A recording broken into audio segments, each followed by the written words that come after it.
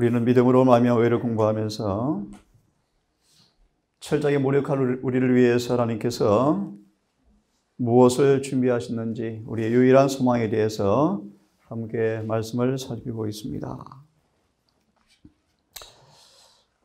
제가 말씀을 좀 읽어드리고 말씀을 나누려고 합니다. 이 말씀은 시내산에서 우상숭배라는 챕터에 나오는 말씀입니다.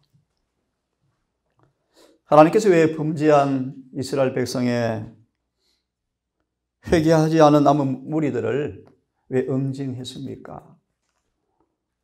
레이치바를 통하여 3,000명을 징벌하셨죠. 인간의 이해로는 참 어려운 그런 부분 가운데 하나입니다. 하나님 말씀 왜 드리냐 하면 요한일서 3장 4절의 주석의 말씀 아십니까? 하나님의 공의란 무엇인가? 혹시 아십니까? 그것은 죄와의 관계에 있어서 하나님의 거룩함의 표시이다. 그 놀라운 그분의 공의가 십자가에서 나타났습니다. 죄에 대한 하나님의 진노가 얼마나 무서운지가 철저하게 나타난 곳이 바로 십자가였습니다. 하늘의 보좌는 하나의 죄도 용납하지 않습니다. 정언을 보시면 하나님은 천사들도 아끼지 아니하시고 내가 쫓았다고 말씀하십니다. 아담과 하와의 인간적으로 바라볼 때 너무나 경미하고 너무나 사소하게 보였지만 그 죄가 십자가가 없이는 용서가 없는 죄였습니다. 야곱이 일상 삶 속에서 행했던 불성실한 하나의 죄, 부정직한 하나의 죄일지라도 십자가가 없이는 용서가 없습니다. 아담은 어쩔 수 없이 죄를 지었습니다. 하와를 너무너무 사랑해서 죄를 지었습니다. 하와는 속아서 죄를 지었습니다. 하지만 그 죄일지라도 죄는 죄였습니다. 십자가 없이는 죄의 사함이었습니다. 한 번의 부정직, 한 번의 거짓말, 한 번의 실수까지라도 십자가 없이는 용서가 없습니다. 그 말의 의미를 여러분 이해하십니까? 하나님은 거룩한 분이십니다. 하나님의 법은 우리에게 의를 요구합니다. 순결을 요구합니다. 완전을 요구합니다. 영생의 조건은 변함이 없습니다. 율법과 순종이 이루어져야 합니다. 이 일에 인간의 무력함은 이미 보았습니다. 한 트럭도 그 흰 것을 금게 할 수가 없습니다. 예레미야 13장처럼 표범이 그 반점을, 구세에 있는 그 피부를 없앨 수 없는 것처럼, 희게 할 수 없는 것처럼 우리 스스로 의를, 선을 행할 수가 절대로 없습니다. 그래서 로마서 7장 14절, 24절을 보았습니다. 철저한 노예의 삶. 복음의 능력을 통하지 않고서는 이 땅에 한 사람도 육신 속에 역사하는 죄의 법에서 누구도 벗어날 수 없는 포로라는 사실을 우리는 보았습니다. 이런 우리를 위해 주님께서 어떤 유일한 소망의 길을 준비하셨는가? 욥기 33장 24절을 기억하시죠? 죄인이여 살라, 내가 대속물을 발견하였노라. 그걸 함께 공부를 해보았는데요. 돌아와서 홍해를 건너고 만나를 먹고 물을 먹고 구름기둥과 불기둥으로 은혜를 받았던 그들이, 열장을 통과했던 그들이, 하나님의 특강 성과 강한 편팔과 무한한 사랑과 은혜로 그들을 구원했던 그들이 시내산 밑에서 범죄했을 때의 장면입니다. 왜 하나님께서 그들을 징벌하셨는가 한번 들어보았으면 좋겠습니다. 325페이지 말씀이요. 모세는 하나님의 도구로서 범죄한 사람들에게 형벌을 집행하심으로써 그들의 범죄에 대한 엄숙하고도 공공연한 항의를 기록으로 남겨두어야 했다. 이후에 이스라엘 사람들이 인근 족속의 우상 숭배를 중지할 때, 잘 들어보세요. 이후에 이스라엘 사람들이 이방인들의 우상 숭배하지 말라고 전도할 때, 이방인들은 말하기를 너희는 우상 숭배하지 않았니? 라고 말할 때, 동산 식구들 유념해 들으십시오. 우리가 원칙을 말하면서 우리 스스로 원칙대로 살지 아니하면 무슨 할 말이 있습니까? 안 그렇습니까, 여러분?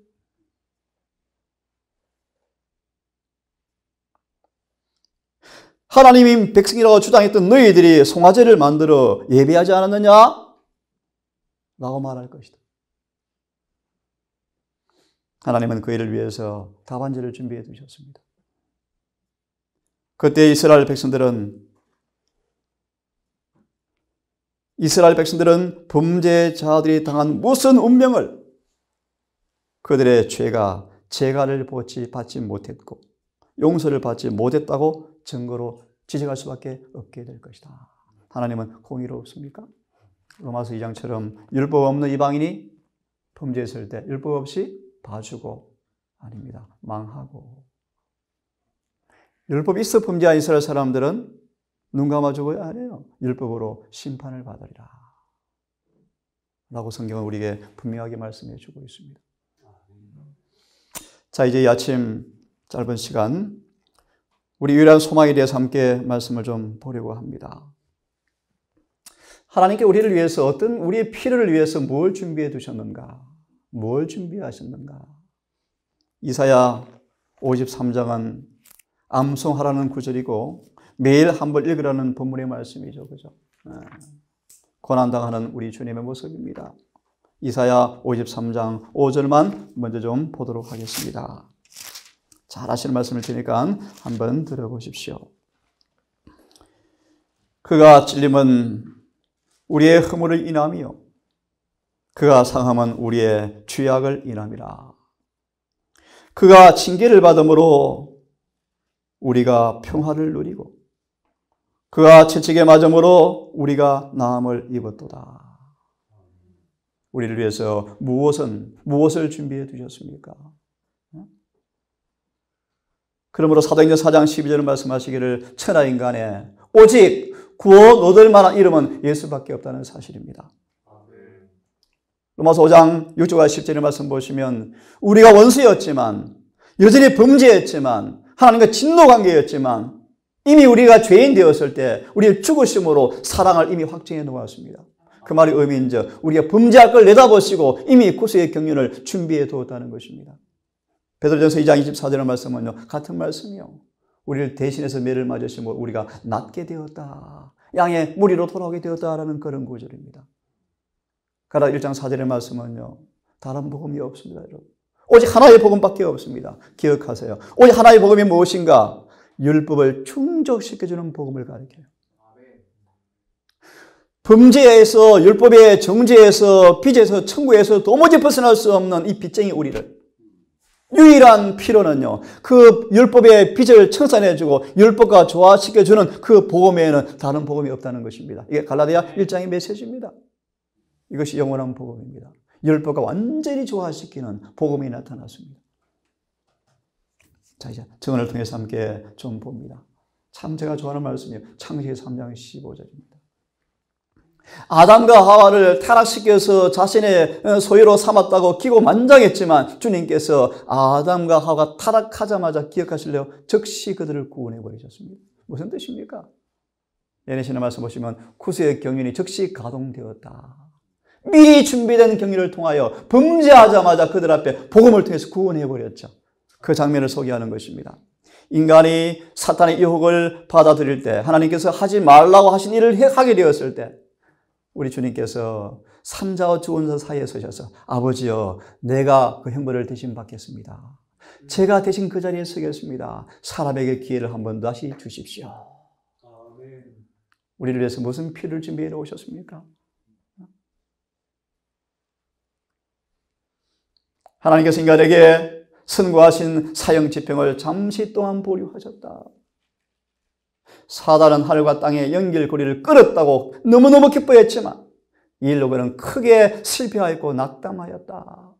특별히 하나 조금 설명을 드리면 아담과 하와가 하나님께서 말씀하신 대로 양을 잡아서 제사를 드리자 가만히 바라보니까 사단이 나 끝났구나 라고 느꼈대요. 잘 들어보세요. 양을 잡아 제사를 드리는데 이상한 일이 생긴 거예요. 자신의 진영 본거지였던 아담 하와의 마음이 자신의 세력이 깨어지고 하나님의 은혜가 지배하는 사실을 바라보면서 내가 패배했구나 라고 느끼게 되었대요. 이게 바로 십자가의 은혜입니다, 여러분. 아멘. 다시 말하면 여러분, 십자가의 그 놀라운 사랑의 성령으로 우리만 부어지면 회개가 일어나고, 회개란 말의 의미가 뭐라 그랬죠? 요한복음 12장 31절의 말씀, 마귀가 지배하던 손의 세력이 뭐한다? 부서진다 뜻입니다. 그죠? 마귀의 손 얼마나 여러분 강한지 아시죠? 근데 사랑이 흘러들어오면요, 마귀의 손은요, 우리를 못 줘요. 회개가 일어나고, 죄가 싫어지고, 하나님의 친구가 되어지고, 마귀가 혐오스러워지고, 자아가 막 학대되어지면서, 굴복되어지면서, 마귀가 우리 안에 못 살아요, 여러분. 이 사실을 바라보면서 사단이 작전을 꾸몄대요. 십자가의 의미를 형식화 시켜버리자. 그것이 유대계 역사였어요. 그죠? 그죠? 주님을 죽이는 날 양을 잡고 있었죠. 헛된 예배를 드리고 있었죠. 자, 돌아옵니다. 자, 보시면 아버지께서 아들에게 세상을 주셔서 그로 아담의 실패로 인한 저주와 수치에서 구속케 하셨다. 여러분, 저주받아 안 보셨죠? 저주. 십자가와 겟세마네를 보세요. 우리의 죄로 인해서 우리가 받을 저주의 값이 무엇인가를 묵상해 보십시오. 무시합니다, 여러분. 처절합니다, 처절해요. 예수님이 비틀거리면서 신음소리를 내면서 고통스러운 장면을 바라보십시오. 주님은 우리를 위해서 대신 저주를 당하셨습니다. 여러분, 사람들 앞에 저주 한번 받아보실래요? 쌍수를 들고 온 사람의 저주 한번 해보십시오. 누가 견딜 수 있을 것인지. 욥이 그런 사람이었죠. 수많은 가정 안팎의 대소사를 통해 청을 받았는데 번뇌한 위로자들이 와서 또 마음이고 또 저주하죠. 너 죄 때문이야. 너 죄 때문이야. 하지만 욥은 결론적으로 승리합니다, 여러분. 어제 제가 연구한 계시록 14장 12절에 인내에 대한 말씀을 보면서 다시 한번 숙고해 본 말씀이에요. 여러분, 우리 주님 우리를 위해서 저주와 수치를 당하심으로 우리를 구속해 하신 준비를 이루어 놓았다는 사실을 여러분 온 마음으로 경험하시고 느끼시기를 간절히 바랍니다. 아멘. 원수가 아담과 하와의 죄로 배반케 하자 하늘과 땅 사이의 간격이 심해졌다. 그리스도가 아니었다면 하늘로 가는 길이 결단코 타락한 인류에게 알려지지 않을 뻔하였다.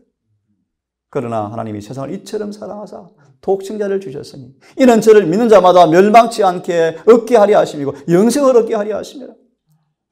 그리스도가 기초를 땅에 두고 무한하신 자의 보좌에까지 오른 신비의 사닥다리이시다.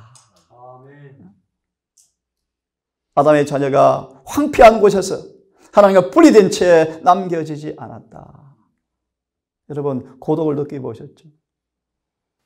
고독 가운데 마치 사람과 하나님께 버림받은 듯한 그 입장에서 하나님께 우리를 그렇게 보시면서 우리를 통해서 준비를 해놓았습니다. 나로 말미암지 않고 나로 말미암아 누구든지 다시 푸른 초장에 들어갈 수 있도록 우리 주님께서 우리를 위해서 준비해 놓으셨습니다. 들어보실래요? 땅이여 깨어나라. 이 땅의 거민들이여 즐거워하라. 그리스도께서 죄가 만들어 놓은 간격을 다시 메꾸어 놓으셨다. 아멘. 무엇으로요? 인생의 사닥다리로 메꾸어 놓으셨습니다. 그죠? 아멘. 우리에게 청구되지는 모든 빚마다 주님이 다 청구세에 다 갚아주셨어요. 아멘. 육신의 정력, 안목의 정력, 이생의 자랑, 모든 종류의 시험의 죗값을 주님은 충분히 갚아주시고 많이 할 수 있도록 다 준비해 놓으셨습니다. 아멘. 여러분, 시험 당할 때마다 주님을 바라보십시오. 아멘. 죄책감에 나를 억누를 때마다 구주를 바라보십시오. 아멘. 시편 32편은 말씀하십니다. 무릇 경건한 자는 주를 만날 기회를 타서 주께 기도할지라. 내가 내 죄악을 숨기지 아니하고 아뢰었더니 주께서 내 죄를 사하셨나이다. 아멘. 그리스도를 통해서 화해뿐 아니라 회복도 인간을 위해서 제공되었다. 너무너무 중요한 말씀이에요. 예? 화해를 넘어서서 뭐요? 회복까지도 제공되었다. 갈라디아 6장 14절의 말씀 기억합니까? 인간은 정복자 이상으로 높여졌다. 완전한 변화를 이루어 놓아서 우리 지난번 요한복음 3장 15, 16절에 관한 주석의 말씀 보셨죠? 십자가의 효능. 다시는 우주의 죄가 들어오지 않는 하나님의 동력자로 우주 보좌 옆에 우리를 두실 것입니다. 그죠? 아멘.